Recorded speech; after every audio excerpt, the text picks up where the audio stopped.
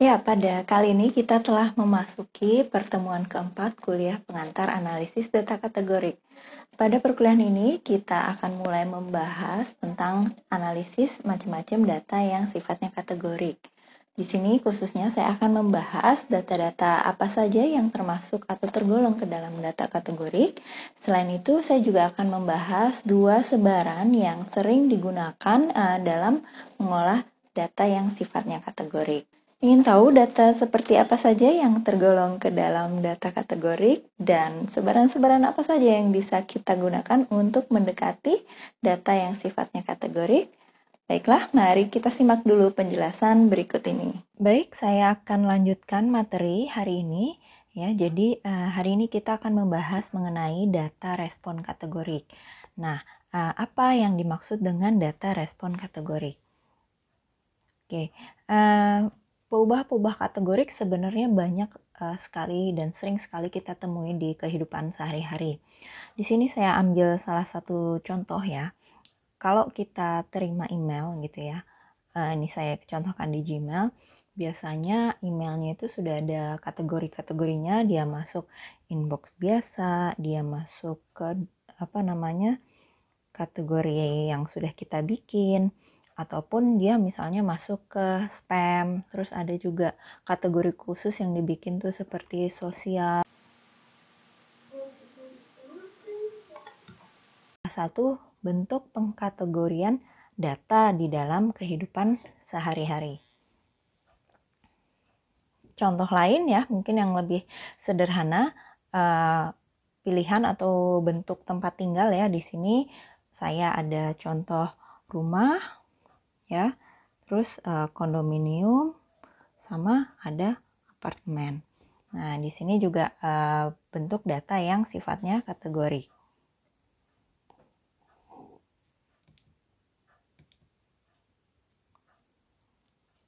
Ya, selanjutnya ya, kita masuk ke yang namanya peubah respon dan peubah penjelas ya.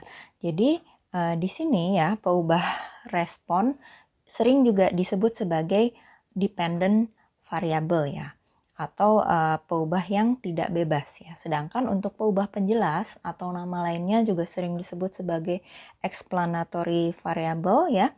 Ini juga suka disebut dengan istilah independent variable atau peubah bebas. Nah, contoh ya yang saling berhubungan biasanya kita suka pakai di analisis regresi ya.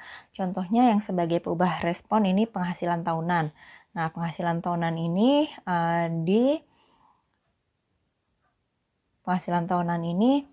dipengaruhi oleh apa saja? Bisa jadi oleh lama pendidikan, lama bekerja, atau jabatan pekerjaan. Nah, di sini ya kita lihat bentuk peubah penjelasnya itu bisa kategorik atau kontinu. Sebenarnya peubah respon juga boleh kategorik atau kontinu ya, cuma nanti analisisnya akan menjadi tidak biasa ya. Oke, nah sekarang saya masuk kembali ke dalam yang namanya skala pengukuran ya.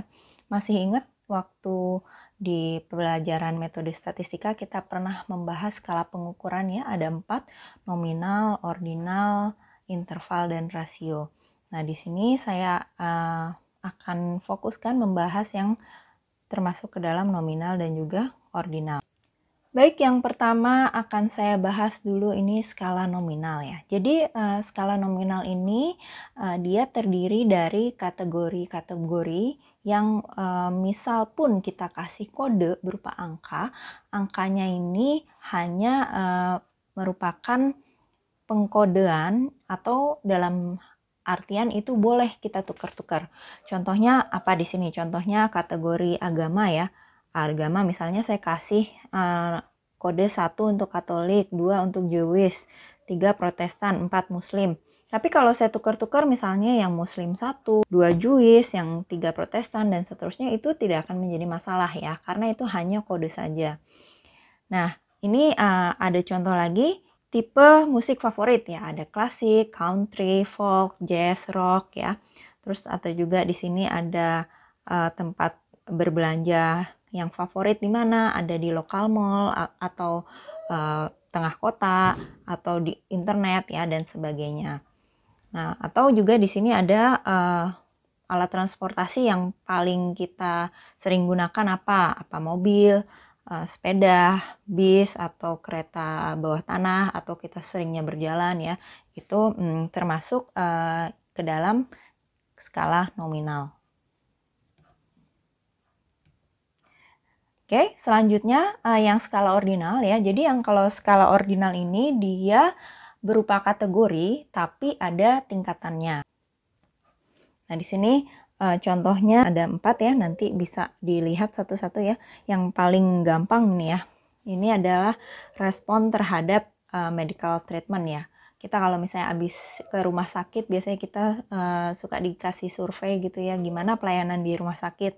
Apakah excellent, apakah good, ataukah ya biasa-biasa saja gitu ya, atau poor. Nah, itu contoh dari skala yang sifatnya ordinal. Jadi dia ada tingkatannya ya. Nah, jadi data skala nominal dan ordinal ini biasa dimasukkan ke dalam peubah yang sifatnya kualitatif. Nah, ini untuk membedakan antara data-data yang numerik yang disebut sebagai peubah kuantitatif.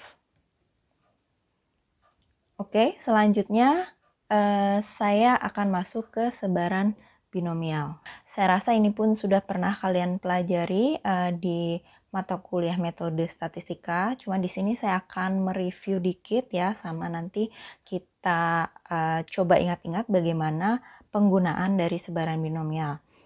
Oke, yang pertama kita harus paham dulu apa yang dimaksud dengan proses binom ya.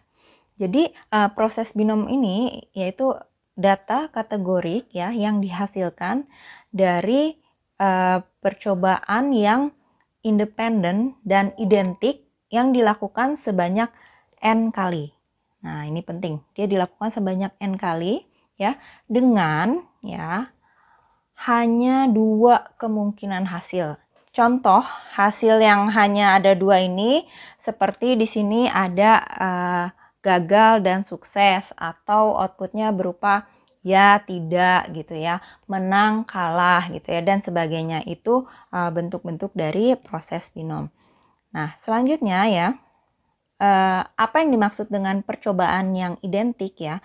Percobaan yang identik ini artinya kalau peluang sukses dari masing-masing percobaan ya yang tadi dilakukan sebanyak N kali itu adalah sama ya. Jadi mau kita ulang berkali-kali percobaannya, peluang suksesnya ini tetap sama. Oke, selanjutnya ya, percobaan yang saling bebas ya atau independent trials.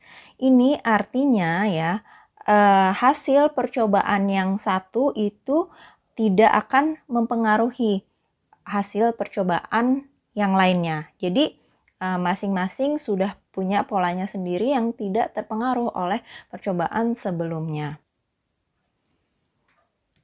Nah, kita masuk ke sebaran binom ya. Jadi kalau dilakukan percobaan saling bebas atau independent trials ya, berarti ini responnya itu merupakan peubah acak. Artinya, hasil dari suatu percobaan tidak mempengaruhi hasil dari percobaan yang lainnya ya. Oke, ini adalah rumus umum untuk menghitung peluang sebaran binom ya. Jadi di sini Y memiliki sebaran binom ya dengan indeksnya N dan parameternya V.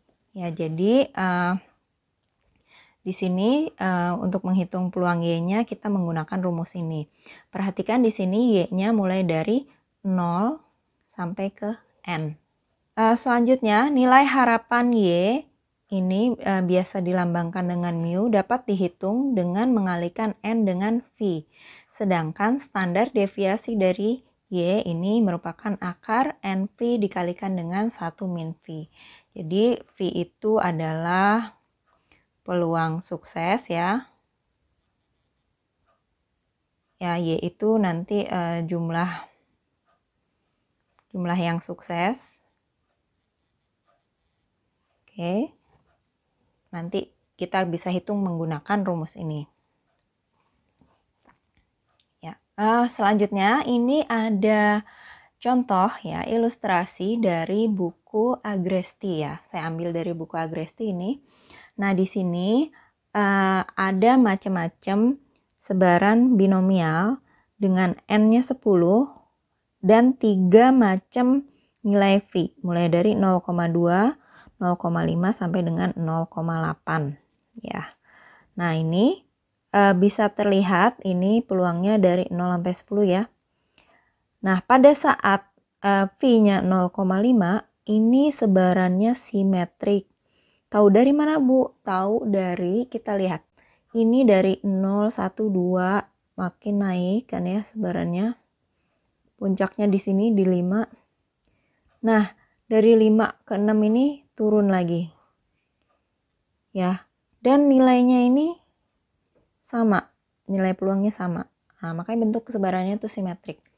Jadi, kalau simetrik itu artinya kalau gambar sebarannya kita lipat 2, dia akan saling menumpuk ya satu sama lain. Oke, sedangkan kalau yang 0,2 dan 0,8 ini bentuknya tidak simetrik. Ya, jadi sebaran binomial ini akan selalu simetrik saat V-nya sama dengan 0,5. Lalu untuk N yang tetap ya atau fix ya, sebarannya akan menjadi lebih miring atau skew ya saat V bergerak mendekati 0 atau 1. Nah, ini bisa dilihat nih. Kalau ini skew-nya ke kanan ya, jadi bentuknya gini nih. Ini kan peluangnya mendekati 0. Sedangkan kalau ini kebalikannya. Nah, kalau ini kan ya gitu kira-kira ya. Oke. Next, untuk P yang tetap ya, sebarannya akan lebih berbentuk lonceng kalau N-nya bertambah. Nah, pada saat N besar ya, sebaran binom ini dapat didekati dengan sebaran normal dengan mu-nya sekian dan sigmanya ini tadi. Oke, baik. Akan saya lanjutkan dengan pendekatan sebaran normal untuk sebaran binomial. Ya, perhatikan ada 3 bentuk sebaran di sini. Yang pertama N-nya 10 ya, P-nya 0,8. Lalu yang kedua N-nya 20, P-nya 0,8 juga. Yang ketiga N-nya 50, P-nya sama 0,8. Bisa dilihat di sini ya, semakin besar N ya, maksud dari sebaran binomialnya ini semakin smooth ya, atau semakin halus. Nah, dia akan semakin mendekati simetrik. Nah, makanya kalau N-nya besar, sebaran binom ini bisa didekati dengan sebaran normal dengan mu X-nya NP dan sigma X-nya akar NP dikalikan 1 min P. Nah, tapi di sini ada aturannya ya. Kita bisa menggunakan pendekatan sebaran normal jika NP-nya itu lebih besar sama dengan 10 dan N kali 1 min P ini lebih besar sama dengan 10. Ya, kalau tadi sudah terpenuhi syaratnya, ini bisa kita gunakan pendekatan sebaran normal. Nah, ini ilustrasi ya. Jadi kalau melempar sekeping mata uang setimbang selama 6 kali. Kalau setimbang itu artinya peluangnya 0,5. Di mana sisi yang muka sama sisi yang gambar itu punya peluang yang sama untuk terambil sebagai contoh ya. Nah, semakin besar N, maka akan semakin dekat dengan sebaran normal. Semakin dekat P dengan 0 atau dengan 1, maka semakin jauh dari sebaran normal ya. Seperti di ilustrasi slide sebelumnya juga. Oke, kita lihat di sini ya. Jadi kalau kita mau melakukan aproksimasi normal ya, pedomannya yang pertama, kalau respon ya yang dihasilkan ini ada 2 macam.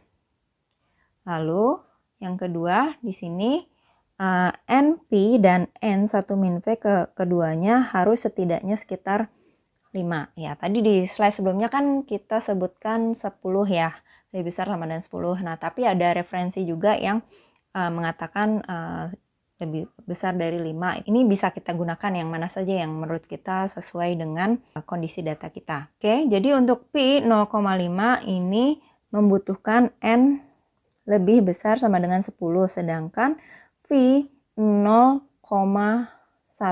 ya, ini N-nya lebih besar sama dengan 50.